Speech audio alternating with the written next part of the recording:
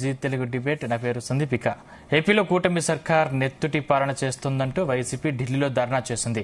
జంతర్ మంతర్ దగ్గర ధర్నా చేసిన మాజీ CM YCP chief YS Jagan ఏపీలో దాడులను నేషనల్ ఇష్యూ చేశారు. ఇక జగన్ ధర్నాకు ఇండియా కూటమిలోని 8 పార్టీలు సపోర్ట్ చేశాయి.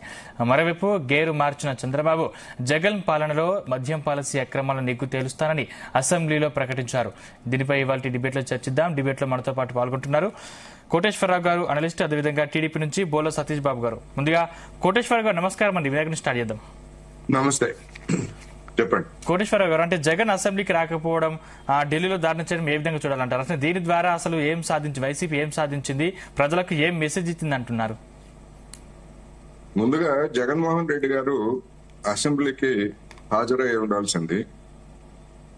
ఎందుకు అంటే ఢిల్లీలో ధర్నా అనేటువంటిది పార్లమెంట్ సమావేశాలు ఇంకా జరుగుతున్నాయి కనుక వాయిదా వేసుకొని దాన్ని ఎప్పుడైనా ధర్నా ఆ సందర్భంగా ఫోకస్ చేయడానికి అవకాశం ఉంది. కానీ అసెంబ్లీని బహిష్కరించి, అంటే అసెంబ్లీ సమావేశాలకు రాకుండా ఢిల్లీలో ధర్నా చేయటం అనేటువంటిది వైసీపీ లేదా జగన్మోహన్ రెడ్డి గారి మీద విమర్శలకు అవకాశం ఇచ్చినట్లు అనేటువంటిది స్పష్టం. అందువలన శాసనసభ లోపల, అదేవిధంగా శాసనసభ బయట రెండు చోట్ల కూడా వైసీపీ తన అభిప్రాయాల్ని వెల్లడించేటువంటి స్వేచ్ఛ దానికి ఉన్నది. దాన్ని ఏమి కాదనం. అయితే అందులో వాస్తవాలు ఏమిటి, అవాస్తవాలు ఏమిటి, లేదా అతిశయోక్తులు ఏమిటి అనేటువంటిది జనం తెలుసుకుంటారు. ఎందుకంటే దాన్ని వ్యతిరేకిస్తున్నటువంటి తెలుగుదేశం పార్టీ గాని, లేదా బీజేపీ, జనసేన కూటమికి చెందినటువంటి పార్టీల వాళ్ళు గాని వైసీపీ చేస్తున్నటువంటి క్లెయిమ్స్ ని డిఫర్ అవుతున్నారు గడిచినటువంటి కొద్ది రోజులుగా జరుగుతున్నటువంటి చర్చల్లో. అందువల్ల అటువంటి అవకాశాన్ని మరి జగన్మోహన్ రెడ్డి గారు ఎందుకు వినియోగించుకోలేదనేటువంటిది ఆ పార్టీకి సంబంధించినటువంటి వ్యవహారమే కాదు, ప్రజలకు సంబంధించినటువంటి వ్యవహారం. ఎందుకు అంటే మాకు 39-40% ఓటర్లు ఉన్నారు, మాకు 11 సీట్లే రావచ్చు, కానీ మేము కూడా గణనీయమైనటువంటి బలంతో ఉన్నామని చెప్తున్నటువంటి వాళ్ళు మరి ఆ 40% మంది ప్రజల ఆకాంక్షల్ని లేదా వాళ్ళ అభిప్రాయాల్ని అసెంబ్లీలో ప్రతిబింబించాల్సినటువంటి బాధ్యత ఒక ప్రతిపక్ష నాయకుడిగా అఫీషియల్ గా గుర్తింపు లేకపోవచ్చు, కానీ ఉన్నటువంటి ప్రతిపక్షం, ఏకైక ప్రతిపక్షం ఆయనే గనక ప్రతిపక్ష నాయకుడిగా తన బాధ్యతని నిర్వర్తించాల్సినటువంటి అవసరం ఉంది. కానీ దానిలో జగన్మోహన్ రెడ్డి గారు ఒక తప్పుటడుగు వేశారు. తప్పుటడుగు కూడా రెండు. అందువలన భవిష్యత్తులో అయినా అసెంబ్లీ సమావేశాలని ఎన్ని రోజులు తప్పించుకుంటారు? ఈ ప్రస్తుతానికి తప్పించుకోవచ్చు, కానీ తర్వాత అయినా అసెంబ్లీకి హాజరు కావాలి, అసెంబ్లీలో మాట్లాడాలి, అసెంబ్లీని ఫేస్ చేయాలి. ముందు మాజీ ముఖ్యమంత్రిగా ఫేస్ చేయాలి. అదేవిధంగా తమ దగ్గర ఉన్నటువంటి నిర్దిష్టమైనటువంటి సమాచారంతో అధికార పక్షాన్ని నిలదీయాల్సినటువంటి బాధ్యత కూడా ఆయన మీద ఉంది. అందుకని ఆ రీత్యా చూసినప్పుడు ఢిల్లీలో ధర్నా చేయడాన్ని లేదా ఆందోళన చేయడాన్ని నేనైతే తప్పుపట్టను. అది ప్రజాస్వామికమైనటువంటి రైటు. గతంలో కూడా చంద్రబాబు నాయుడు గారు కూడా ఢిల్లీలో ధర్నాలు చేశారు రాష్ట్ర సమస్యల మీద. అది రైట్ అయినప్పుడు జగన్మోహన్ రెడ్డి గారు చేసింది కూడా రైట్ అవుతుంది, ఎవరికైనా ఉన్నటువంటి హక్కు అది. కానీ అసెంబ్లీకి రాకపోవడం అనేటువంటి మాత్రం అది విమర్శలకు దారితీసేటువంటి అవకాశం ఉంది. అది సరైనటువంటి వైఖరి అయితే కాదు. అంటే కోటేశ్వర గారు, అంటే నరేంద్ర మోదీతో వైఎస్ఆర్సీపీకి మంచి సంబంధాలు ఉన్నాయి. అంటే ఈ విషయంలో వైసీపీకి ఖచ్చితంగా బీజేపీ మద్దతు ఇచ్చే అవకాశం ఉంది. ఎందుకంటే ఇక్కడ కూటమిలో ఉంది, ఎన్డీఏ భాగస్వామ్యంలో ఉంది కాబట్టి బీజేపీ ఖచ్చితంగా వైసీపీకి సపోర్ట్ ఇచ్చే అవకాశం ఉందంటారా?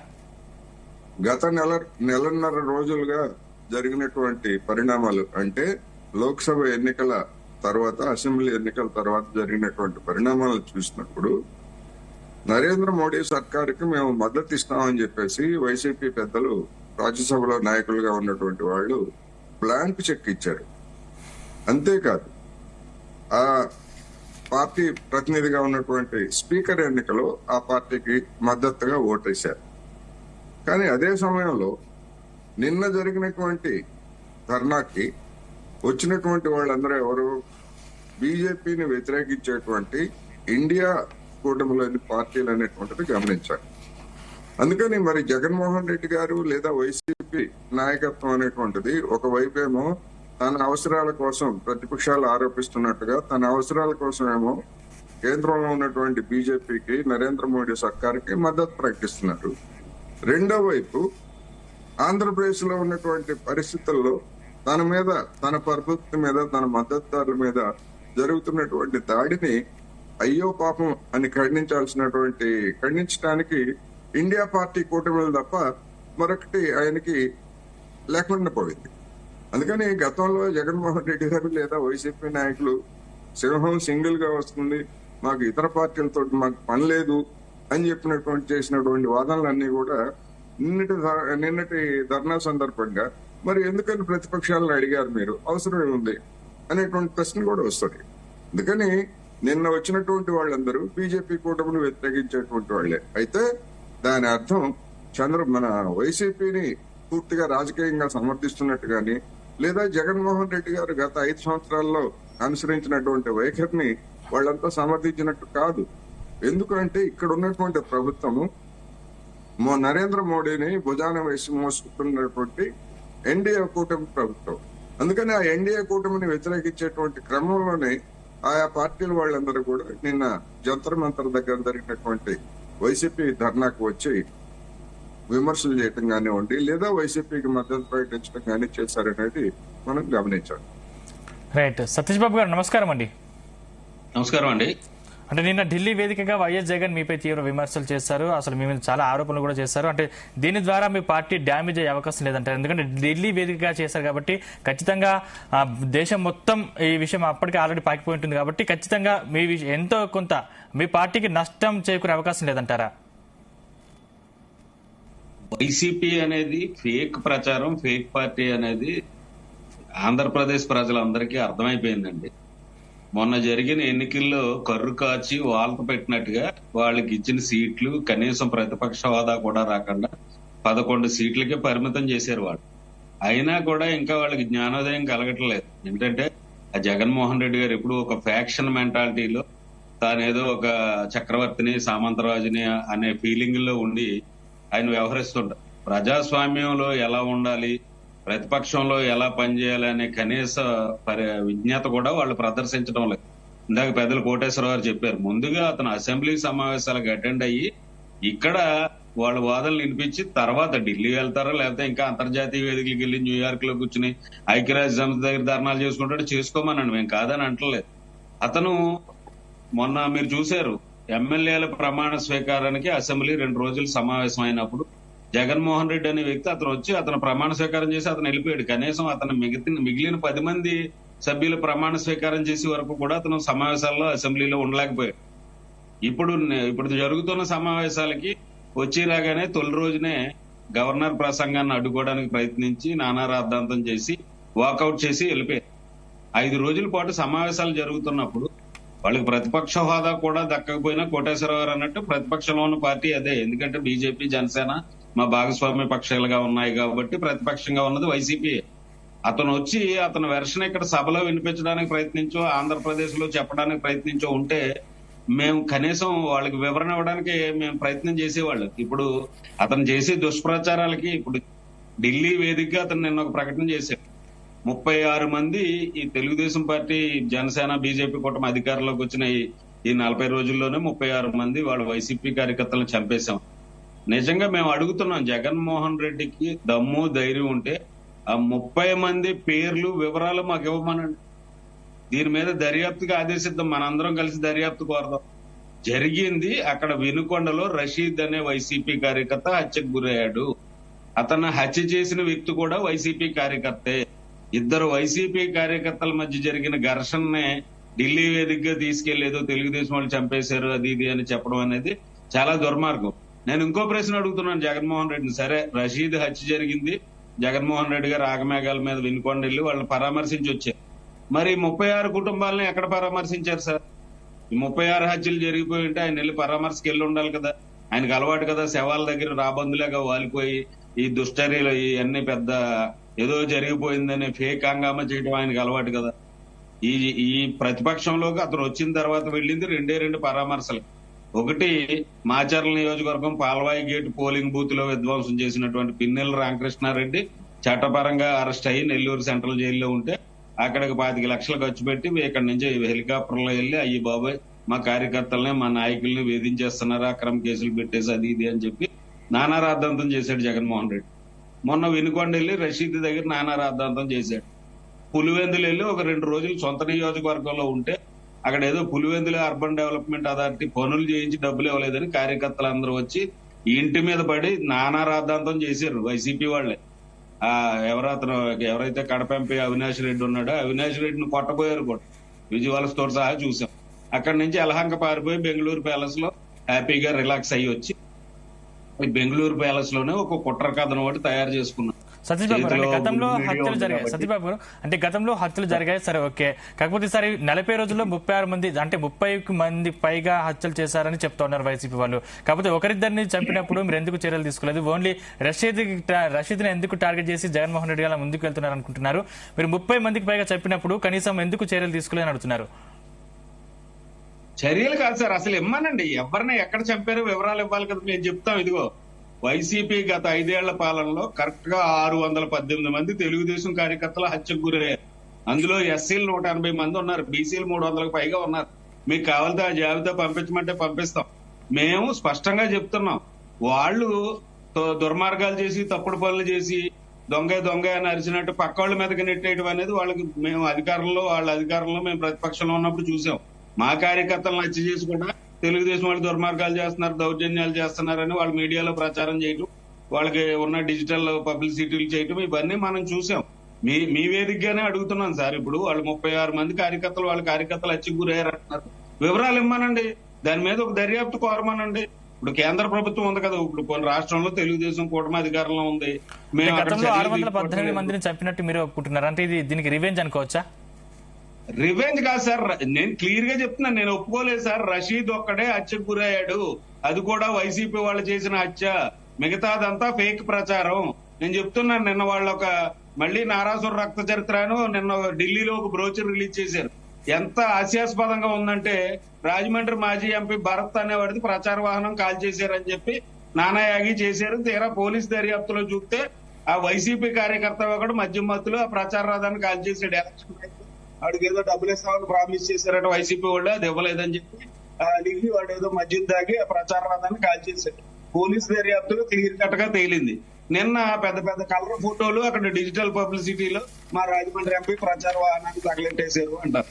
ఈ రషీద్ హత్య గురైన ఫోటోలు పట్టుకెళ్ళి పెడతారు. నిజంగా ఢిల్లీ వీధులు సరిపోవు. మేము వాళ్ళ తెలుగుదేశం కార్యకర్తల్ని వైసీపీ హయాంలో వాళ్ళు చేసిన హత్యలు, వాళ్ళ దారుణాలు, వాళ్ళ మారణకాండ వివరాలు అన్ని మేము పబ్లిసిటీ చేస్తే ఢిల్లీ వీధులు సరిపోవు. అంత దుర్మార్గాలు చేశారు వాళ్ళు. వాళ్ళు చేసిన పనులను కూడా ఇతరులకు ఆపాదించి తెలుగుదేశం హయాంలో ఏదో జరిగిపోతుంది. మేము ముందు నుంచి చెప్తున్నాం ఏంటంటే, 5 ఏళ్ల వైసీపీ పరిపాలనలో ఈ రాష్ట్రం అధోగతి పాలైపోయింది, ఆర్థికంగా కుప్పకూలిపోయింది, అభివృద్ధి విషయంలో వెనకబడిపోయింది. ఇంత దారుణమైన పరిపాలన ఎక్కడా చూడలేదు అనేది ప్రజలు ఒక ఆగ్రహంతో, నేను చెప్తున్నాను, జగన్మోహన్ రెడ్డి పరిపాలన మీద ఆగ్రహంతోనే మాకు 164 సీట్లు ప్రజలు కట్టబెట్టారు కూటమికి. ఇటువంటి చేతకాని మనిషి, ఇటువంటి దుర్మార్గుడు అధికారంలో ఉంటే ఆంధ్రప్రదేశ్ అన్యాయం అయిపోద్ది అని ఆ తీర్పుని చూసి కూడా అతనికి ఇంకా గుణపాఠం రావటం లేదు, బుద్ధి రావటం లేదు. నేను అదే చెప్తున్నా, ఇప్పుడు చెప్తున్నామండి, కరెక్ట్ గా చెప్తున్నాను. ఈ 5 ఏళ్లలో మళ్ళీ చంద్రబాబు నాయుడు గారు ఎక్కడ అభివృద్ధి చేస్తారు, ఈ రాష్ట్రం బాగుపడిపోద్ది, అమరావతి రాజధాని నిర్మాణం పూర్తవుతుంది, పోలవరం పూర్తవుతుంది, ఇటువంటివన్నీ జరగడం ఆ జగన్మోహన్ రెడ్డి అనే వ్యక్తికి ఇష్టం లేదు. అందుకే ఆంధ్రప్రదేశ్ ఇమేజ్, బ్రాండ్ ఇమేజ్ ఏదైతే ఉందో, చంద్రబాబు నాయుడు గారి మీద నమ్మకంతో ఎవరెవరైతే విదేశాల నుంచి లేకపోతే ఇతర రాష్ట్రాల నుంచి కంపెనీల నుంచి పెట్టడానికి సిద్ధంగా ఉన్నాయో మనం చూస్తున్నాం. ఈ గత నెల రోజుల్లో చంద్రబాబు నాయుడు గారి దగ్గరికి కొన్ని కంపెనీలు వచ్చి మేము ఇక్కడ ఆంధ్రప్రదేశ్ లో పెట్టుబడి పెడతాం, అమరావతికి పెట్టుబడులు పెడతాం అని చెప్పి వస్తున్నాయి. కేంద్ర ప్రభుత్వ రంగ సంస్థ BPCL వాళ్ళు వచ్చి మచిలీపట్నం దగ్గరలో 70,000 కోట్లు పెట్టుబడి పెట్టడానికి సిద్ధమయ్యారు. అలాగే విన్క్రాఫ్ట్ వాళ్ళు వచ్చి పెట్టుబడులు పెట్టడానికి సిద్ధమయ్యారు. పారిశ్రామికవేత్తలు క్యూ కడుతున్నారు వచ్చి ఆంధ్రప్రదేశ్ లో అభివృద్ధిలో భాగస్వాములు అవుదామని. ఈ బ్రాండ్ ఇమేజ్ దెబ్బతీయాలి, ఆంధ్రప్రదేశ్ లో ఏదో శాంతి భద్రతల సమస్య వచ్చేసింది అని చెప్పేయాలి. ఇవన్నీ నిజంగా వాళ్ళు శర్మిలే అడిగింది, వివేకానంద రెడ్డి హత్య జరిగిన రోజున ఎందుకు ఇతను ఢిల్లీ వెళ్ళి ధర్నా చేయలేదు? చేయొచ్చు కదా. ఎప్పుడైనా సరే నిష్పాక్షపాతంగా CBI దర్యాప్తుకి వాళ్ళని సహకరించమనండి. జగన్మోహన్ రెడ్డిని, ఆయన సతీమణిని, కడప ఎంపీ అవినాష్ రెడ్డిని వాస్తవాలు వెలుగులోకి వస్తాయి. రైట్. కోటేశ్వరరావు గారు, సతీష్ బాబు గారు మీ దగ్గరకు వస్తున్నారు. రైట్, కోటేశ్వర గారు, అంటే జగన్మోహన్ రెడ్డి ఇండియా కూటమి వైపు మొగ్గు చూపుతున్నారని కొంతమేర వార్తలు వస్తున్నాయి. సరే, అవి ఆరోపణలు అనుకుందాం. కాకపోతే నిజంగానే ఒకవేళ భవిష్యత్తులో ఒకవేళ ఇండియా కూటమిలో చేరితే ఆంధ్రప్రదేశ్లో ఏమైనా రాజకీయ సమీకరణాలు తీవ్రంగా మారే అవకాశం ఉందా? అంటే నిన్న జరిగినటువంటి పరిణామంతో జగన్మోహన్ రెడ్డి గారు ఇండియా కూటమిలోకి వెళ్తారు అనేటువంటి దాన్ని మనం అప్పుడే నిర్ధారించి చెప్పలేము. అలాగని చెప్పేసి అటువంటి అవకాశాలు లేవని కూడా చెప్పలేము. ఎందుకంటే జగన్మోహన్ రెడ్డి గారు ఇండియా కూటమిలో చేరాలంటే అనేకమైనటువంటి సమస్యలు ఉన్నాయి. జగన్మోహన్ రెడ్డి గారితో విభేదించేటువంటి సోదరి షర్మిల గారు ఆమె కాంగ్రెస్ పార్టీ అధ్యక్షురాలుగా ఉన్నారు. అందువలన కాంగ్రెస్ పార్టీ మీద గతంలో జగన్మోహన్ రెడ్డి గారు తీవ్రమైనటువంటి ఆరోపణలు లేదా విమర్శలు చేసినటువంటి నేపథ్యము, లేదా తన మీద అదేవిధంగా వైఎస్ రాజశేఖర రెడ్డి గారి మీద కూడా కేసులు బనాయించింది కాంగ్రెస్ వాళ్లే లేదా కాంగ్రెస్ తరఫు పెద్దలే అనేటువంటిది ఇప్పటికీ వాళ్ళు మొన్న ఎన్నికల్లో కూడా పెద్ద ఎత్తున ప్రచారం చేశారు. అందుకని ఆ అంశాలు, అది ఒక పంచాయతీ ఉంది, ఆ పంచాయతీని ఆ రెండు పార్టీలు చూసుకోవాలి. రెండోది, కాంగ్రెస్ ఈ రాష్ట్రంలో 3 పార్టీల కూటమి ప్రత్యామ్నాయంగా బలపడాలని చెప్పి చూస్తూ ఉంది. అయితే దానికి మొన్న వచ్చినటువంటి ఓటింగ్ శాతం కానీ లేదా రాజకీయ పరిణామాల్లో తలెత్తినటువంటిది కానీ అలాంటి అవకాశం ప్రస్తుతానికి లేదు అనేటువంటిది మొన్న అసెంబ్లీ పార్లమెంట్ ఎన్నికలు రుజువు చేశాయి. అయినప్పటికీ దేశంలో కాంగ్రెస్ కి ఒక ఊపు వచ్చింది. ఎందుకు అంటే ఎన్డీఏ కూటమికి సీట్లు తగ్గడం, అందున బీజేపీకి సంపూర్ణ మెజారిటీ లేకపోవడం అనేటువంటిది ఒక ఊపు తెచ్చింది కాంగ్రెస్ కి. దాన్ని అవకాశంగా తీసుకొని అన్ని రాష్ట్రాల్లో, బలహీనంగా ఉన్నటువంటి అన్ని రాష్ట్రాల్లో ప్రత్యామ్నాయంగా ఎదగడానికి కాంగ్రెస్ ప్రయత్నిస్తా ఉంది. అటువంటి స్థితిలో జగన్మోహన్ రెడ్డి గారు ఒకవేళ నిజంగా గనక ఈ కూటమిలో కనుక చేరేట్లయితే సంబంధాలు ఎట్లా ఉండాలి ఏమిటంటే ఈ మది మనం ప్రస్తుతానికైతే ఊహాజనితం తప్ప వాస్తవ రూపం దాల్చేటువంటి అవకాశాలు మనం చెప్పలేము. అందుకని అది ఏమవుతుంది ఏమిటని, ఎందుకంటే జగన్మోహన్ రెడ్డి గారు నేను ముందే చెప్పినట్టుగా 2 పడవల మీద కాళ్ళు పెట్టేటైతే ఆయన రెండింటికి ఇబ్బంది పడతాయి. తెలుగుదేశం వైసీపీ బీజేపీకి మద్దతు ప్రకటించింది, బ్లాంక్ చెక్ ఇచ్చింది. మరి ఆ బ్లాంక్ చెక్ ఇచ్చినప్పుడు అదేవిధంగా ఇప్పుడు అసలు బడ్జెట్ సమావేశాల సందర్భంగా ఏ విధమైనటువంటి వైఖరిని రాజ్యసభలో కానివ్వండి లేదా లోక్సభలో కానీ ఆ పార్టీ ఎంపీలు ఏ విధంగా ప్రవర్తిస్తారనేటువంటిది వైసీపీకి ఇప్పుడు ఒక అగ్ని పరీక్షలాగా తయారవుతుంది. అందుకని అవన్నీ చూసిన తర్వాత మాత్రమే అటువంటి ఊహాగానాల గురించి చెప్తాం. ఇక రెండోది, రాష్ట్రంలో జరిగినట్టు చెప్తున్నటువంటి హత్యల గురించి వైసీపీ 36 మందిని హత్య చేసినట్టు చెప్తా ఉంది. సరే, వైసీపీ చెప్పేటువంటి 36 మంది వివరాలు ఇవ్వాలని చెప్పేసి తెలుగుదేశం పార్టీ డిమాండ్ చేస్తా ఉంది. ఇక్కడ మనం తెలంగాణలో కూడా రేవంత్ రెడ్డి సర్కారు అధికారానికి వచ్చిన తర్వాత రైతులు ఆత్మహత్యలు చేసుకున్నారని చెప్పేసి బీఆర్ఎస్ ప్రభుత్వము ఆరోపణలు చేసింది. ఆ ఆరోపణలు చేసినప్పుడు రేవంత్ రెడ్డి సర్కారు కూడా చేసినటువంటి వాళ్ళని ఏంటి, మీరు జాబితా ఇవ్వండి అని చెప్పేసి అడ్డు సవాళ్లు విసిరింది. అందుకని ఇక్కడ రేవంత్ రెడ్డి సర్కార్ అయినా లేదా తెలుగుదేశం సర్కార్ అయినా కానీ అదే విధమైనటువంటి వాదంతో ఇప్పుడు నడుస్తున్నాయి. నేనేమంటున్నానంటే తెలుగుదేశం పార్టీ అధికారంలో ఉన్నటువంటి పార్టీ, ఒక రాజకీయ పార్టీగా వైసీపీ మీద లేదా జగన్మోహన్ రెడ్డి గారి మీద ఏ విధమైనటువంటి ఆరోపణలైనా చేయొచ్చు, లేదా ఏ విధమైనటువంటి రాజకీయపరమైన సవాళ్లైనా విసరడానికి వాళ్ళకు ఉన్నటువంటి హక్కులు నేనైతే కాదంటలే. కానీ ఒక ప్రభుత్వంగా ఆయన ఒక సంఖ్య చెప్తున్నాడు, 36 హత్యలు జరిగాయి. ఆ 36 హత్యలు అనేటువంటివి గడిచినటువంటి 45 రోజుల్లో అసలు హత్యలు అనేటువంటివి జరిగాయా లేదా, జరిగితే వాటి యొక్క స్వభావం ఏమిటనేటువంటి చెప్పాల్సిన బాధ్యత ప్రభుత్వం మీద ఉన్నది. మీరు జాబితా ఇవ్వలేదు మాకు అందుకని అని చెప్పేసి అడ్డు సవాళ్ళు ఎన్ని రోజులు విసురుతారు? ఇవాళ దేశవ్యాప్తంగా ఢిల్లీలో పెట్టినటువంటి ఎగ్జిబిషన్ కానివ్వండి, నిరసన ద్వారా దేశవ్యాప్తంగా ఆ సందేశం వెళ్ళింది. దానికి పోటీగా దానికి ప్రత్యామ్నాయంగా తెలుగుదేశం ఈ విధమైనటువంటి సవాళ్లు విసిరేట్లయితే జనం నమ్మేటువంటి పరిస్థితులు కూడా ఉంటాయి. దాన్ని మనం కొట్టుపారేలేము.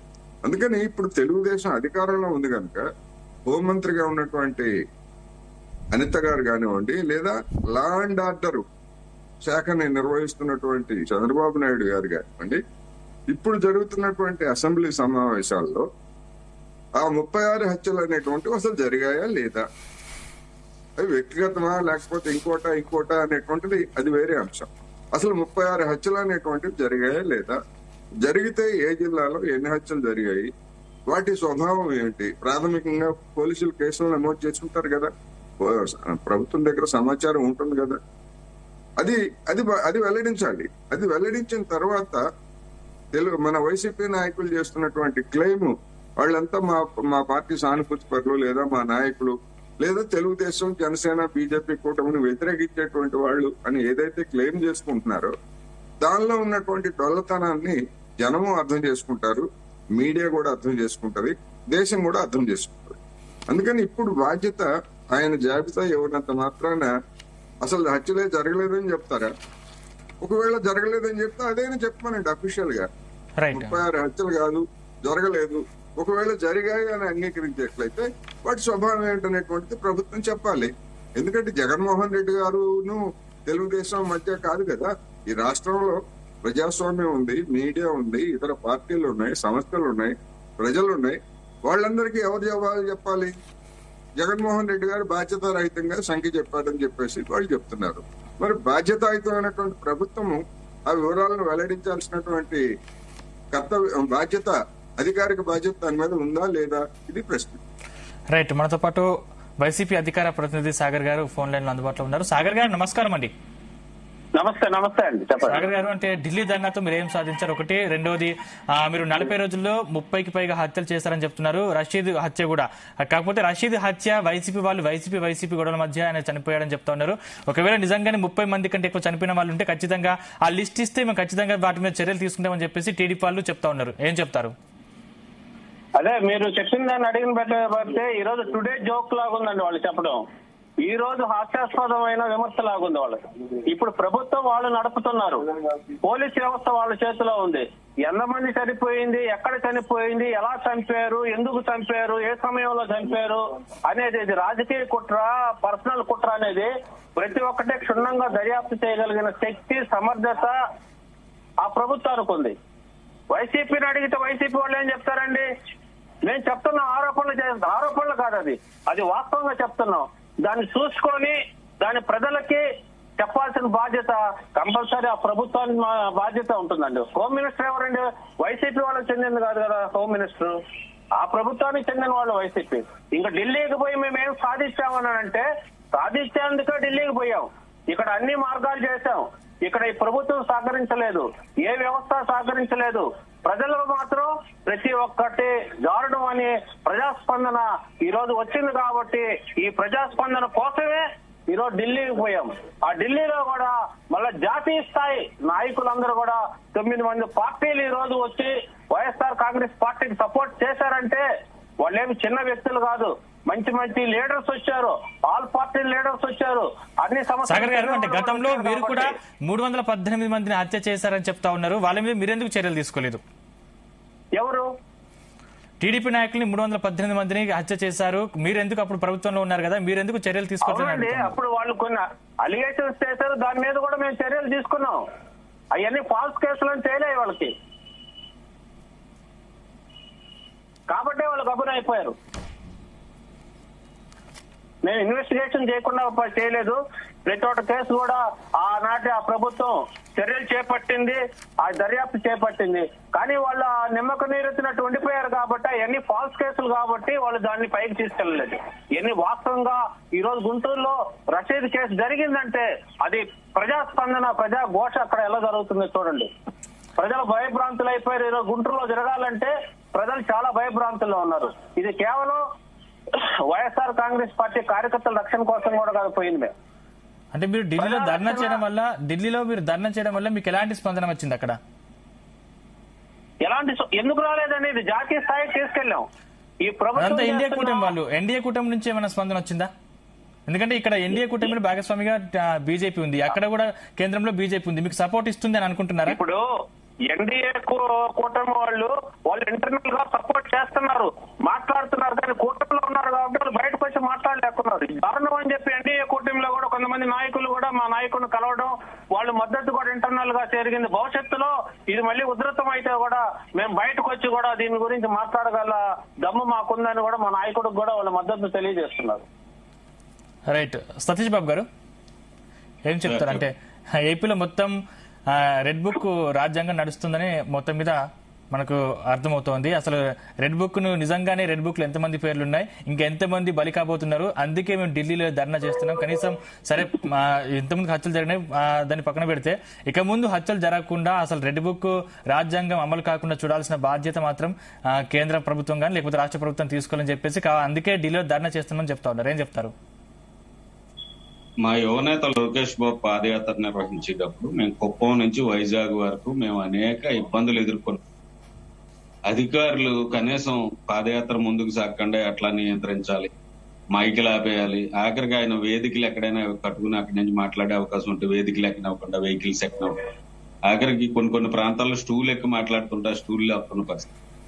ఆ సందర్భంలో లోకేష్ గారు ఎవరైతే అధికార పార్టీ నాయకులు అరాచకాలు చేస్తున్నారో, ఎవరైతే అధికారులు వాళ్ళకు వంది మాగదులుగా తయారై భజన పరులుగా తయారైందో, ఇటువంటి వాళ్ళందరి మీద మేము ప్రభుత్వం అధికారులకు వచ్చాక చర్యలు తీసుకుంటాం, నేను ఒక రెడ్ బుక్ పెట్టి నమోదు చేసుకుంటున్నానని చెప్పిన మాట వాస్తవం ఆ రోజున్న పరిస్థితుల్లో.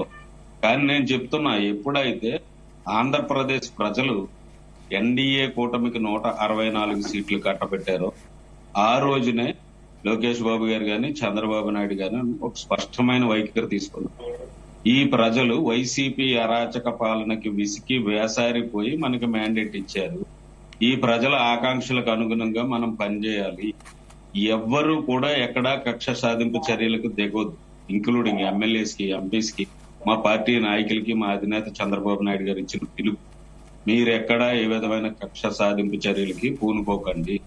చట్టం తన పని తాను చేసుకుపోతే నిజంగా ఎవరైనా దుర్మార్గమైన చర్యలకు పాల్పడి, దోపిడీలకు పాల్పడి, అవినీతికి పాల్పడిన వాళ్ళు ఎవరైతే ఉంటారో వాళ్ళందరి మీద చట్టపరమైన చర్యలు తీసుకుంటాం. మీరు ఎక్కడైనా వ్యక్తిగత కక్ష సాధింపులకి వెళ్తే మాత్రం మీ మీద కూడా చర్యలు తీసుకుంటామని చెప్పారు. మా లోకేష్ బాబు గారు చెప్పారు, రెడ్ బుక్ అనే దాని మీనింగ్ కూడా చెప్పారు. ఆర్ అంటే రీకన్స్ట్రక్షన్, ఈ అంటే ఎంపవర్మెంట్, డి అంటే డెవలప్మెంట్. నా రెడ్ బుక్ కి మీనింగ్ మారింది అని చెప్పి ఆయన చాలా స్పష్టంగా చాలా ప్రకటనలు చేశారు.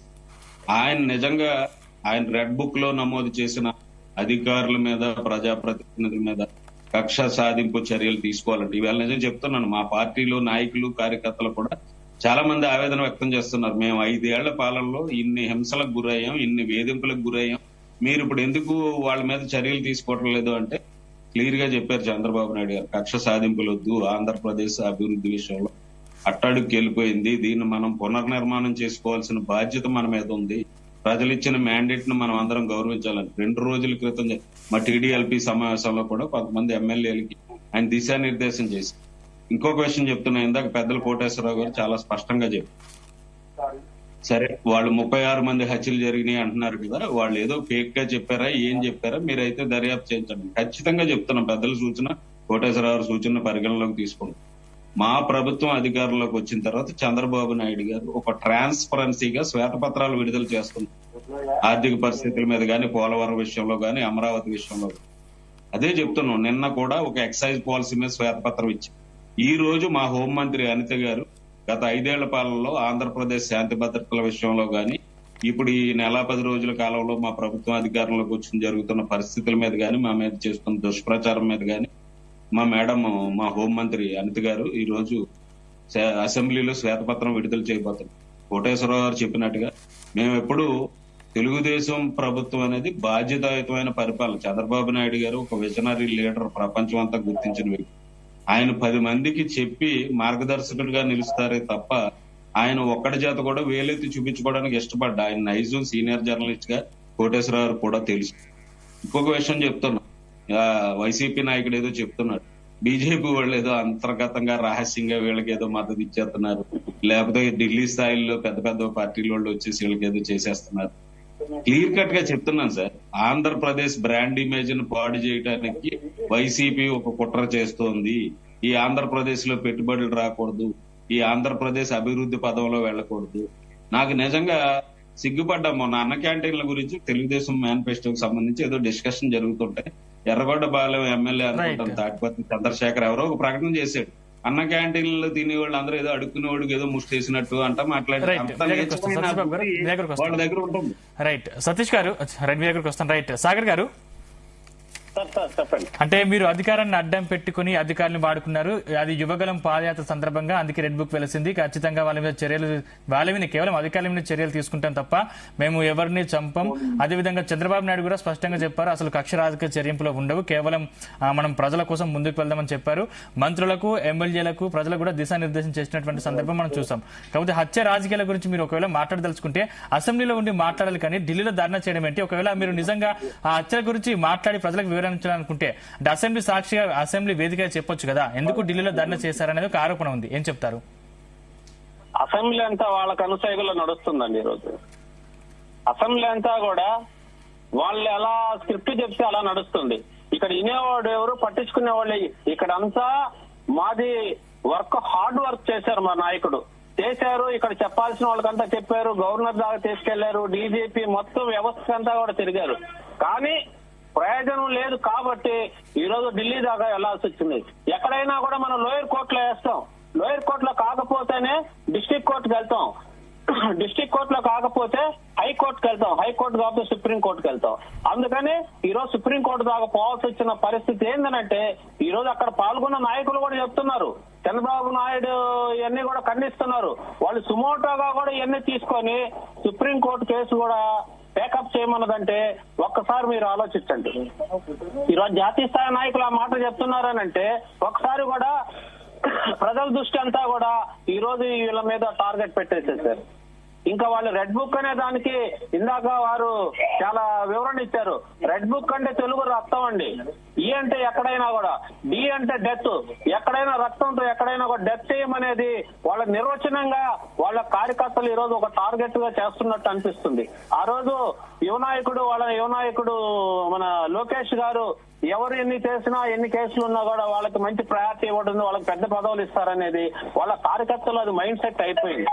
ఇప్పుడు ఆయన చేసే పనులకి ఎవరు కూడా మా వాళ్ళు ఎప్పుడు కూడా ఆయన అడ్డుకోలేదు, చేయలేదు.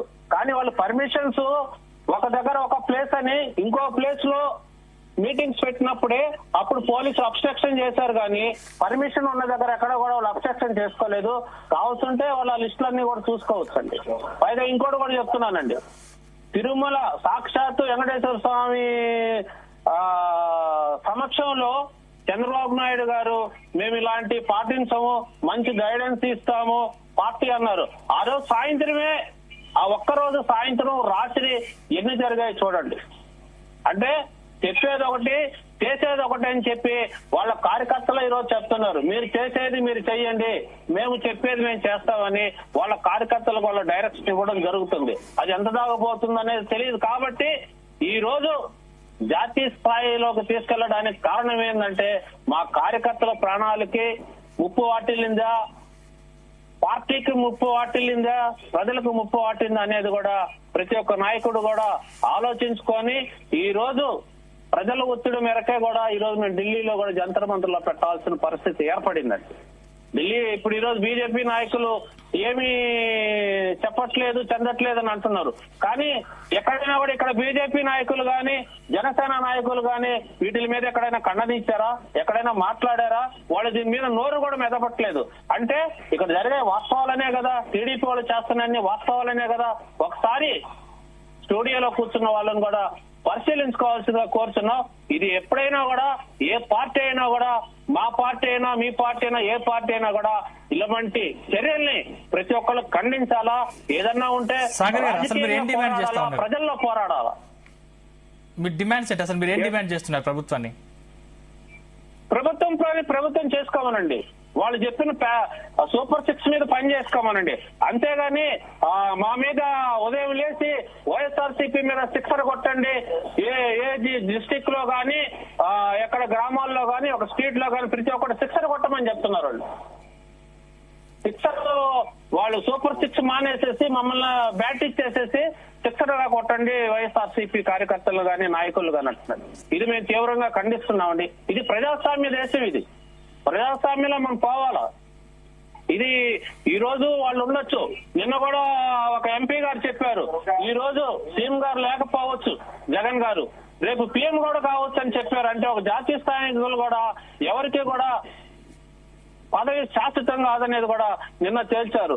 ఈ రోజు సీఎం రేపు ఉండకపోవచ్చు, పదవి అనేది శాశ్వతం కాదు, కానీ ప్రజా సంక్షేమం ప్రజాక్షేమం కూడా వాళ్ళ క్షేమం కాబట్టి వాళ్ళ సూపర్ సిక్స్ ని ముందు అమలయ్యే విధంగా ప్రజలు వాళ్ళు చేస్తానన్న వాగ్దానాలన్నీ వాళ్ళు చేసే విధంగా చేయండి. మా నాయకుడు కూడా 6 నెలలు గమ్మునుందామనే చెప్పారు ముందు, కానీ 6 నెలల లోపల కనీసం 600 హత్యలు జరిగేటట్టున్నాయి, 6,000 దోపిళ్లు, 6,000 ఇళ్లు కూల్చేస్తారేమన్న దాంతో ఈ రోజు జాతీయ స్థాయిలో మా నాయకుడు కావాల్సిన పరిస్థితి ఏర్పడింది. అందుకోసమే పోయాం కాబట్టి ఈ రోజు సాగర్ గారు మీరు ఇండియా కూటమిలో చేరబోతున్నారనే వార్తలు వస్తున్నాయి. సాగర్ గారు మీరు ఇండియా కూటమిలో చేరబోతున్నారనే వార్తలు వస్తున్నాయి, నిజమా? ఎందుకంటే మీకు ఇండియా కూటమి నుంచి 8 పార్టీల మద్దతు లభించింది. నిజంగానే అందుకు అసలు ఇండియా కూటమిలోకి వెళ్ళబోతున్నారా? నిన్న మేము చేరతామని ఎక్కడ అనలేదు, మా నాయకుడు ఎక్కడా చెప్పలేదు. నిన్న వాళ్ళు దిస్ ఇస్ రైట్ ఊహాగానాలు వినిపిస్తున్నాయి, వార్తలు వస్తున్నాయి, ఊహాగానాలు వినిపిస్తున్నాయి సాగర్ గారు. అదే ఇప్పుడు హత్యలు జరిగాయంటే నిన్న అసెంబ్లీలో కూడా గౌరవనీయులు సీఎం గారు ఏం లేవన్నారు. ఏం లేకపోవడం ఏంటండి, పోలీస్ వ్యవస్థ వాళ్ళ చేతిలో ఉంది, దాని మీద ఇన్వెస్టిగేషన్ స్టార్ట్ చేయమనండి. మేము ఎన్ని హత్యలు జరుగుతున్నామా లేకపోతే అన్ని జరిగాయి. సాగర్ గారు మా రిక్వెస్ట్ మీరు వింటలేదు. సరే పోలీసు వ్యవస్థ మా చేతిలో ఉంది, మేము న్యాయం చేయట్లేదు అంటున్నారు. ఆ 36 మంది ఎవరు హత్యకు గురయ్యారో వివరాలు ఇవ్వడానికి కూడా మీకు బాధ ఏంటండి? దర్యాప్తు చేయండి, వివరాలు వెల్లడించండి. మేము ఇచ్చేది ఏంటంటే ప్రభుత్వం మీ చేతిలో ఉంది, మేము చెప్పక్కర్లేదు. అవును, ప్రభుత్వం మీ చేతిలో ఉంది కాబట్టి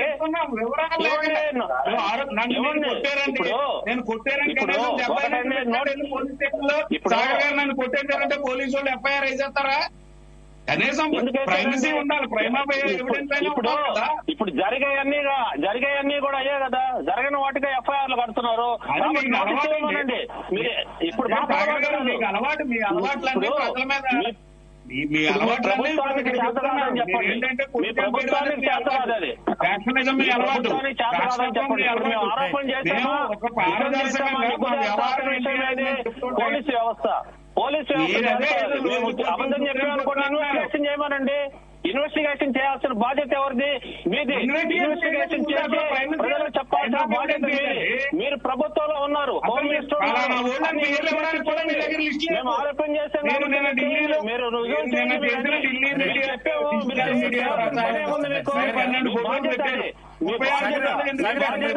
మీరు కేవలం ఇన్వెస్టిగేషన్ చేయండి, పోలీస్ వ్యవస్థకి ఇచ్చి మీరు బాధ్యత మీరు చేపట్టండి. మీరు ప్రభుత్వం ఉంది మీకు, మా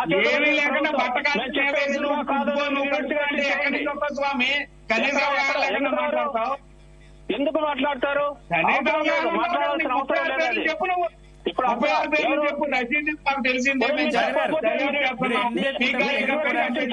చెప్పండి సతీష్ బాబు గారు, సతీష్ గారు నేను మీ దగ్గరకు వస్తాను. సతీష్ గారు మీ దగ్గరకు వస్తాను. చెప్పండి సతీష్ గారు మీ దగ్గరకు వస్తాను. సతీష్ గారు మీ దగ్గరకు వస్తాను. సతీష్ గారు మీ దగ్గరకు వస్తాను. సాగర్ గారు మీరు ఎన్డీఏ కూటమిని ఎదుర్కోవడానికి, ఎన్డీఏ కూటమిని బ్లాక్ మెయిల్ చేయడానికి అంటే ఇండియా కూటమితో చేతులు కలుపుతున్నారని వార్తలు వస్తున్నాయి, నిజమేనా? ఎన్డీఏ కూటమిని బ్లాక్ మెయిల్ చేయాల్సిన అవసరం మాకు లేదు. ఎన్డీఏ కూటమి మాకేం వ్యతిరేకత కాదు. ఎన్డీఏ కూటమిని ఆ రోజుల్లో కూడా మోడీ గారు, అమిత్ షా గారు కూడా మా నాయకుడిని ఎన్నోసార్లు అడిగితే కూడా ప్రభుత్వానికి బయట నుంచి మేము మద్దతు తెలియజేసిన రోజులు కూడా ఉన్నాయి. కాబట్టి వాళ్ళు వ్యతిరేకత కాదు, మేము వాళ్ళకి వ్యతిరేకత కాదు. కానీ వాళ్ళు ఈ రోజు నోరు మెదపలేని స్థాయి ఏంటంటే చంద్రబాబు నాయుడు గారు అంతా జరుగుతున్నప్పుడు మీకు ఎన్డీఏ కూటమి నుంచి ఎందుకు మద్దతు లభించలేదు? మద్దతు లభించలేదని వీళ్ళు అనుకుంటే ఎలాగా? వాళ్ళు రాలేరు బయటకి, ఇప్పుడే వచ్చే టైంలో వస్తారు. ఎక్కడ కూడా కనిపించలేదు కదా నిన్న ప్రతిపక్ష పార్టీ అంటే ఇండియా కూటమి నుంచి వచ్చిన పార్టీలు కనిపించాయి, మరి ఎన్డీఏ కూటమి పార్టీలు ఎందుకు కనిపించలేదు? కూటమిలో ఉన్నప్పుడు వాళ్ళకి కొన్ని ఒప్పందాలు ఉంటాయి, ఎవరు కూడా బయటకు రాలేరు, ఇవన్నీ ఇంటర్నల్ ఫ్యాక్ట్స్. ఇవన్నీ ఇప్పుడు ఎన్డీఏ సపోర్ట్ లేకుండా ఈ రోజు జంతర్ మంతర్ మీటింగ్ ఆ రోజు మా నాయకుడు నిన్న సక్సెస్ఫుల్ గా నడపలేరు, లేకపోతే ముందుగానే అరెస్ట్ చేసేస్తుండేవాళ్ళు మా నాయకుడిని. జంతర్ మంతర్ వద్ద ఏ పార్టీ అయినా ధర్నా చేసుకోవచ్చు. సాగర్ గారు జంతర్ మంతర్ వద్ద ఏ పార్టీ అయినా ధర్నా చేసుకోవచ్చు, అరెస్ట్ చేయాలనేది కూడా ముందు ఉన్నాయి. అరెస్ట్ చేయాలనేది కూడా ముందున్నది. ఆ సభ జరపకూడదు, ఆ నిరసన కార్యక్రమాన్ని కూడా జరపకుండా కూడా చేయాలని ఎత్తులు పై ఎత్తులు వేశారు. కానీ ఏంటంటే అక్కడ ప్రజాస్వామ్య దేశంలో పార్టీలన్నీ కూడా ఉధృతంగా వస్తున్నారు కాబట్టి అది మళ్ళీ ఢిల్లీలో ఆల్రెడీ పార్లమెంట్ అక్కడ జరుగుతుంది కాబట్టి ఇది ఎక్కడ గొడవ అయిపోద్దా రెత్తరైపోద్ది అని చెప్పి నేను సవ్యంగా కూడా మన నిరసన కార్యక్రమానికి మద్దతు తెలియజేసింది వ్యవస్థ. రైట్ కోటేశ్వర గారు, సరే హత్య రాజకీయాలకు సంబంధించి గతంలో రాజరెడ్డి రాజ్యాంగం నడిచింది, ఇప్పుడు రెడ్ బుక్ రాజ్యాంగం నడుస్తుందని చెప్తున్నారు. నిజంగా బీహార్ తర్వాత ఏపీని పోలుస్తున్నారు, అంటే రెండవ బీహార్ అని పోలుస్తున్నారు. నిజంగా అసలు ఏపీకి ఇంత దారుణమైన పరిస్థితి ఎందుకు వచ్చిందంటారు? ముందుగా వైసీపీ చేస్తున్నటువంటి వాదనలోని డొల్లతనాన్ని డెఫినెట్ గా ప్రశ్నించాల్సిందే. ఎందుకు అంటే 36 అనేటువంటి ఒక సంఖ్యని వాళ్ళు ఏ ప్రాతిపదికన తీసుకొచ్చారు అనేటువంటిది ఒకటి. రెండోది ప్రభుత్వాన్ని దర్యాప్తు చేసుకోమని చెప్తున్నారు. ప్రభుత్వాన్ని దర్యాప్తు చేసుకోమని చెప్పడం అది కరెక్ట్, దాన్నేమి వివేదించరు. కానీ ఆ 36 అనేటువంటిది ప్రాథమికంగా మీ దగ్గర ఉన్నటువంటి ప్రాథమిక సమాచారం 36 ఇన్సిడెంట్స్ అనేటువంటివి ఎందుకని హెజిటేట్ చేస్తున్నారు? అది కదా సమస్య. రేపు మీరు ఇక్కడ ఢిల్లీలో ధర్నా పెట్టారు, అది మీకున్నటువంటి ప్రజాస్వామిక హక్కు. మీకు మద్దతు ప్రకటించినటువంటి వాళ్ళు డిఫరెంట్ రీజన్స్ తోటి వాళ్ళు వచ్చారు, అది వేరే అంశం. రేపు మీరు ఒకవేళ ఈ అంశాన్ని పార్లమెంట్ లో కనుక లేవనెత్తేట్లయితే పార్లమెంట్ లో కూడా నిర్దిష్టంగా అడుగుతారు, మీరు నిర్దిష్టమైనటువంటి జాబితా ఇవ్వండి, మేము రాష్ట్ర ప్రభుత్వాన్ని క్వశ్చన్ చేస్తామని చెప్పేసి పార్లమెంట్ లో కూడా అక్కడ ఉన్నటువంటి హోంశాఖ అడుగుతుంది, అప్పుడైనా ఇవ్వాలి. రెండోది, ఇక్కడ ఆంధ్రప్రదేశ్ లో వినిపించుకునే వాళ్ళు లేరు, మొత్తం తెలుగుదేశం లేదా 3 పార్టీల కూటమి స్క్రిప్ట్ ప్రకారం అసెంబ్లీ నడుస్తా ఉంది అంటున్నారు. అంటే దాని అర్థం ఏమిటి? మీరు అసెంబ్లీకి వెళ్ళరా, లేదా అసెంబ్లీలో మాట్లాడరా? గతంలో కూడా తెలుగుదేశం పార్టీకి 23 సీట్లు వచ్చినప్పుడు కూడా మీ స్క్రిప్ట్ ప్రకారమే నడిచింది కదా, దాని మీద విమర్శలు తలెత్తాయి కదా. అందువల్ల ఎవరు అధికారంలో ఉంటే వాళ్ళ స్క్రిప్ట్ ప్రకారమే నడుస్తుంది. అందులో అది బహిరంగ రహస్యం అదేమీ లేదు. ఎందుకంటే ఎవరు అధికారం, నరేంద్ర మోడీ గారు ఉన్నారు, ఆయన స్క్రిప్ట్ ప్రకారమే నడుస్తుంది కేంద్రంలో ఉన్నటువంటి పార్లమెంట్ గాని లేదా ప్రభుత్వ పాలన గాని. అందుకని అది కాదు, ఇక్కడ జాబితా ఇవ్వడానికి నిర్దిష్టంగా మీరు ఇదిగో ఇవి అని చెప్పి చెప్పడానికి మీ దగ్గర మీకు ఉన్నటువంటి ఇబ్బంది ఏమిటి? ఎందుకంటే ఒక మాజీ ముఖ్యమంత్రిగా అటువంటి ఆరోపణ లేదా విమర్శ చేసేటప్పుడు ఒక నిర్దిష్టతను ఎవరైనా ఆశిస్తారు. అందుకని గాలిలో చెప్తున్నారు ఇవన్నీ వాస్తవం కాదు అని చెప్పేసి తెలుగుదేశం వాళ్ళు చెప్తున్నారు, అది ఓరే. కానీ ప్రభుత్వం, నేను ముందే చెప్పినట్టుగా ప్రభుత్వం ఆ వివరాలు చెప్పాలి. అట్ ది సేమ్ టైము ఇప్పుడు గతంలో కూడా జరిపింది కదా, చంద్రబాబు తెలుగుదేశం పార్టీ వాళ్ళు కానీ లేదా వేరు కానీ జగన్మోహన్ రెడ్డి గారి మీద 1,00,000 కోట్ల అవినీతి అని చెప్పేసి చెప్పారు. ఆ చెప్పినప్పుడు మీరేం చెప్పారు? అప్పుడు వివరాలు ఇవ్వండి అని చెప్పారు. ఆ వివరాలకు కేసుల విషయానికి వచ్చేసరికి జైడి లక్ష్మీనారాయణ గారు చెప్పినటువంటి అంకెలను ఇదిగో చూడండి ఇదే అని చెప్పేసి మీరు చెప్పారు. అదే విధంగా జగన్మోహన్ రెడ్డి గారి మీద 1,00,000 కోట్ల అవినీతి మీరు ఎట్లాగైతే కాదని ఖండించారో, లేదా ఇదిగో ఇది జైడి లక్ష్మీనారాయణ గారు చెప్పిందని చెప్పేసి విచారణలో మీరు చెప్పారు, అదే విధంగా మీరు ప్రాథమికమైనటువంటి సమాచారం ఇవ్వాలి కదా. మీకు బాధ్యత లేదా అనేటువంటి ప్రశ్న. దానికి సమాధానం చెప్పకుండా కేవలం ఎదుటి మీద ఎదుటి ప్రభుత్వం మీద లేదా పార్టీ మీద కనుక ఈ విధమైనటువంటి కాలక్షేపం చేసేట్లయితే ఇది కాలక్షేపం కోసమే జగన్మోహన్ రెడ్డి గారు వైసీపీ చేస్తున్నది అనేటువంటి అభిప్రాయానికి కూడా జనం వస్తారు. దానికి మీరు సిద్ధపడతారా? అసెంబ్లీకి రారా? ఇంకా ఇక్కడ వాళ్ళ స్క్రిప్ట్ ప్రకారం నడిస్తే మీరు అసెంబ్లీలో మాట్లాడరా? జగన్మోహన్ రెడ్డి గారు మాట్లాడరా? ఇవన్నీ ప్రశ్నలు ఇవ్వాలి. మీకు కూడా ప్రశ్నలే, తెలుగుదేశానికి ప్రభుత్వానికి ప్రశ్నలు ఎట్లాగో మీకు కూడా ప్రశ్నలే ఇవన్నీ. రైట్ సతీష్ గారు, అంటే ఏపీలో జరిగిన మద్యం అవకతవకలపై మీరు సిబిఐ సిఐడితో విచారణ జరిపిస్తామంటున్నారు. ఇవి రాజకీయ కక్ష సాధింపులా లేకపోతే నిజమైన చర్యలా? తెలుగుదేశం ప్రభుత్వం ట్రాన్స్పరెన్సీగా నిన్న శ్వేతపత్రం విడుదల చేసింది. అసెంబ్లీ వేదికగా ముఖ్యమంత్రి చంద్రబాబు నాయుడు గారు గత ప్రభుత్వ ఎక్సైజ్ పాలసీ వల్ల రాష్ట్రానికి జరిగిన నష్టం ఆన్ రికార్డు ఆయన అసెంబ్లీ వేదికగా ప్రకటించారు. ఇప్పుడు పెద్దలు కోటేశ్వరరావు చెప్పారు, నిజంగా అందులో ఏమైనా తప్పుడు ఆరోపణ ఉంటే, ఏదైనా తప్పు జరుగుంటే వచ్చి అసెంబ్లీలో నిలదీయమనండి జగన్మోహన్ రెడ్డి గారిని, ఆయన సభ్యులు. లేదు.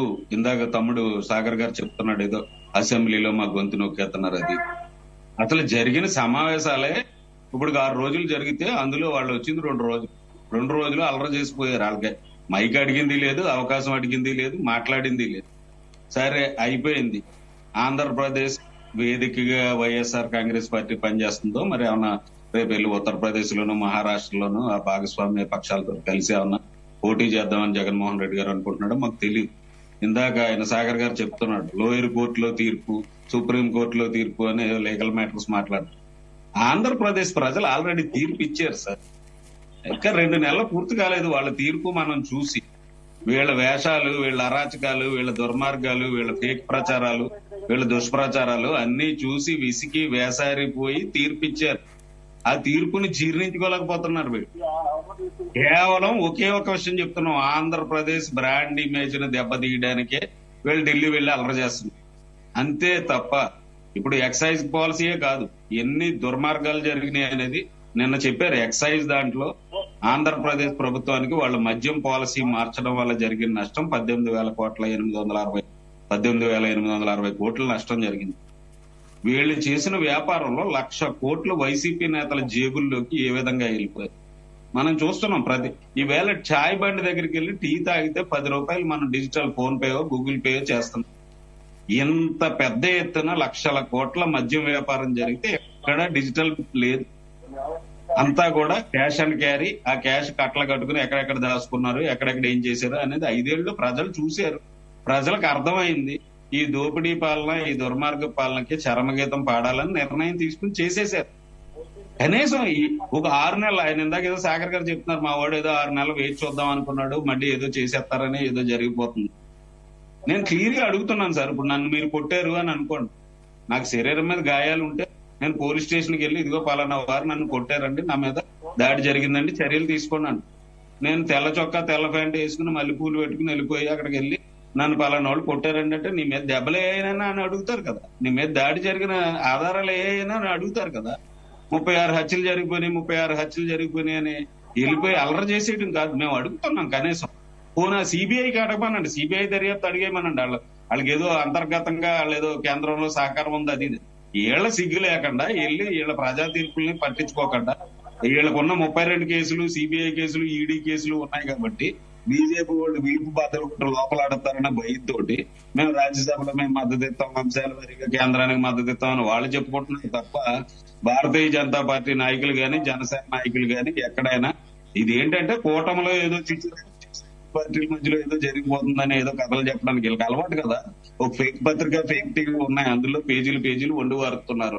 అదే చెప్పాలని చూస్తున్నారు. ఇందాక పెద్దలు కోటేశ్వరరావు ఒక అంశం ప్రస్తావించారు, 1,00,000 కోట్ల అవినీతి జరిగిందని మేము ఆరోపించిన మాట వాస్తవం.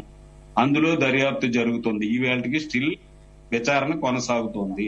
42,000 కోట్ల రూపాయల విలువైన ఆస్తుల్ని ఈడీ అటాచ్ చేసింది. ఇది వాస్తవం కాదా? అక్రమాలు జరగకపోతే ఈడీ అటాచ్ చేస్తే వీళ్ళు మోసు కూర్చుంటారా? అన్ని చెప్తున్నాం కదా సార్. వాళ్ళ వైఖరి అది. వాళ్ళు ఏంటంటే అసెంబ్లీలో ఉన్నప్పుడు ప్రతిపక్షాన్ని గొంతు నొక్కుతారు, మ్యాన్ హ్యాండ్లింగ్ చేస్తారు, క్యారెక్టర్ అసాసినేషన్ చేస్తారు. ఇవన్నీ చేసి వాళ్ళు ఏం చేశారు, అవన్నీ ఏదో జరిగిపోతున్నాయి అన్నప్పుడు అసలు సమావేశాలకే వాళ్ళు కనీసం ఒక 2 రోజులు పట్టుమని వచ్చి ఆ సమావేశాల్లో కూర్చున్నది లేదు. సరే అసెంబ్లీలో కుదరట్లేదు, ప్రజాక్షేత్రం ఉంది కదా. అది మన పులివెందులు వెళ్ళారు, పులివెందుల్లో ఏం జరిగిందో చూశారు, నెల్లూరు వెళ్ళారు, వెనుకొండ వెళ్ళారు, ప్రజల సాగర్ గారు మీ దగ్గరకు వస్తాను. రైట్ సాగర్ గారు చెప్పండి, మీరు కంక్లూడ్ ఇవ్వండి. నిజంగా మీరు అసలు మీరు మైక్ ఇస్తున్నారో ఇవ్వలో అసెంబ్లీకి వస్తే సరిపోతుంది కదా, అక్కడ తెలుస్తుంది కదా, ఎందుకు రావట్లేదు? కనీసం అక్కడ మేము మైక్ ఇవ్వడానికి సిద్ధంగా ఉన్నామని చెప్తా ఉన్నారు. రెండోది, ఖచ్చితంగా 36 హత్యలు జరిగితే దానికి సంబంధించిన ఆధారాలు ఇవ్వండి, ఖచ్చితంగా మేము చర్యలు తీసుకుంటామని చెప్తున్నారు. మీ దగ్గర ఆధారాలు ఉన్నాయా, కేవలం ఆరోపణలు మాత్రమేనా అని అడుగుతున్నారు. ఈ ముమ్మాటికి ఆరోపణలు అయితే కాదండి, ఆధారాలు ముందిస్తే ఇప్పుడు వాళ్ళని వీళ్ళు భయభ్రాంతులు చేస్తారు కాబట్టి మేము ఇవ్వలేకపోతున్నాం.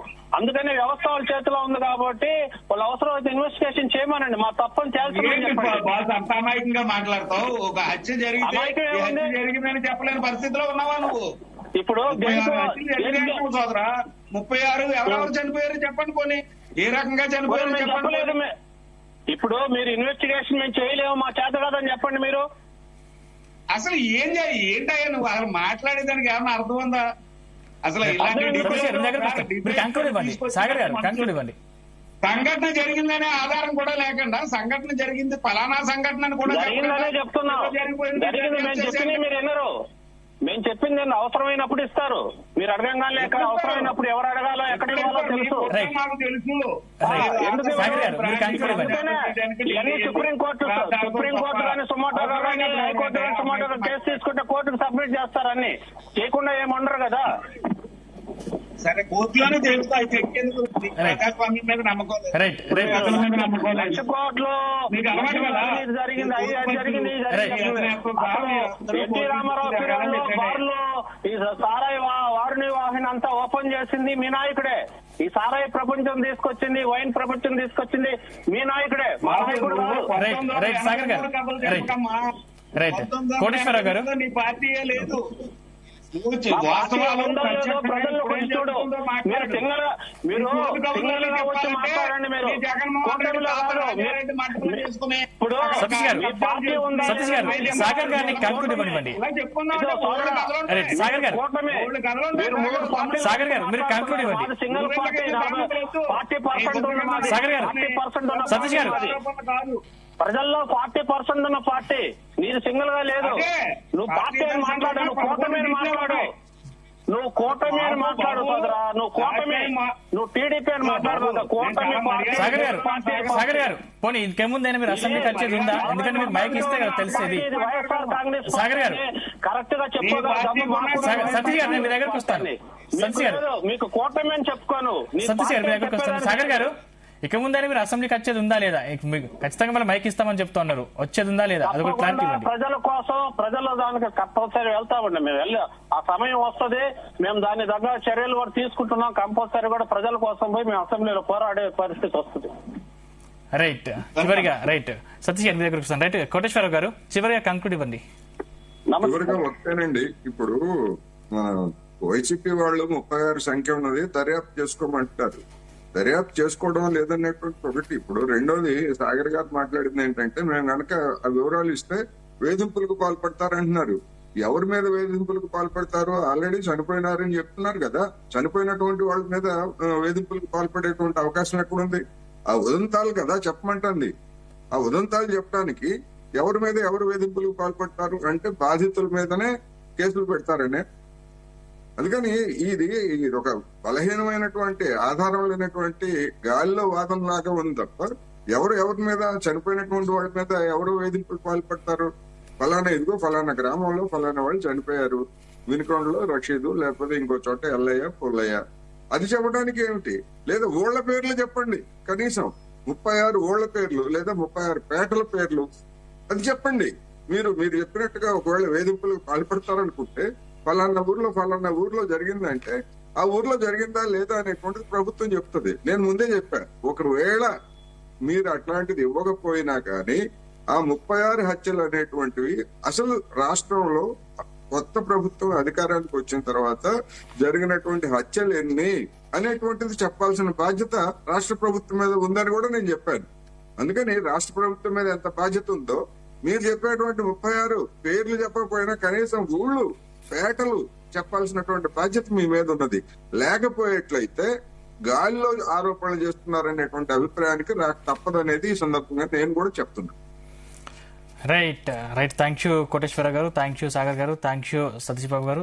మొత్తం మీద కూటమి సర్కారు నెత్తుటి పాలన చేస్తుందంటూ వైసీపీ ఢిల్లీలో ధర్నా చేసింది. దానికి సంబంధించి 8 పార్టీలు, ఇండియా కూటమి నుంచి సంబంధించి 8 పార్టీలు మద్దతు చేసిన సందర్భం మనం చూసాం. దానికి సంబంధించి ఇక ముందు వైసీపీ ఎలాంటి వ్యూహంతో ముందుకెళ్తుంది, దానికి సంబంధించి టీడీపీ ఎలాంటి